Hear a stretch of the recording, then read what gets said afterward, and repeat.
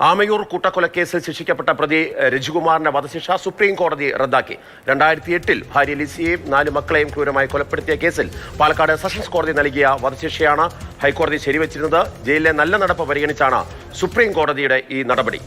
2020 മുതൽ വധശിക്ഷയ്ക്ക് എതിരെ പ്രതി സുപ്രീം കോടതിയെ അന്ന് സമീപിക്കുകയായിരുന്നു. ബി ബാലഗോപാലുണ്ട് വിവരങ്ങൾ നൽകാൻ. ബാലു, നാടിനെ നടുക്കിയ ഒരു കൊലപാതകമായിരുന്നു. ആ കൊലപാതകത്തിലെ പ്രതിക്കാണ് ഇപ്പോൾ ആ വധശിക്ഷ വിധിച്ച ശിക്ഷയിൽ ഇളവ് ലഭ്യമാകുന്നത്. വധശിക്ഷ റദ്ദാക്കുമ്പോൾ എന്തൊക്കെ സാഹചര്യങ്ങൾ സുപ്രീം കോടതി പരിഗണിച്ചിട്ടുണ്ട്?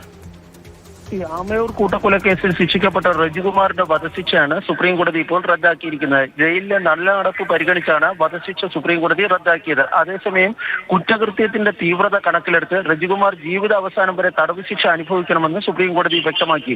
ജസ്റ്റിസുമാരായ വിക്രംനാഥ്, സഞ്ജയ് കരോൾ, സന്ദീപ് മേത്ത എന്നിവരടങ്ങിയ ബെഞ്ചാണ് വധശിക്ഷ റദ്ദാക്കിയത്.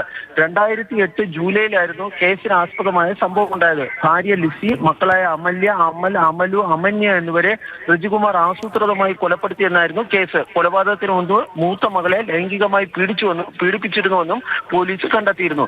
2009 രജികുമാറിന് പാലക്കാട് പ്രിൻസിപ്പൽ സെഷൻസ് ജഡ്ജി ശിക്ഷ വിധിച്ചിരുന്നു. ഈ ശിക്ഷ പിന്നീട് ഈ ഹൈക്കോടതി ശരിവെക്കുകയാണ് ഉണ്ടായിരുന്നത്. തീർച്ചയായിട്ടും നമുക്കറിയാം, സ്വാഭാവികമാണ് ഇത്തരമൊരു വധശിക്ഷ വരുമ്പോൾ ജയിലിലെ നല്ല നടപ്പ്, മറ്റു പ്രവർത്തനങ്ങളെല്ലാം കൂടി പരിഗണിച്ചുകൊണ്ടായിരിക്കണം സ്വാഭാവികമായിട്ടും സുപ്രീം കോടതി ഇപ്പോൾ ഇത് ഒഴിവാക്കുവാൻ വേണ്ടിയുള്ള തീരുമാനത്തിലേക്ക് എത്തിയത്.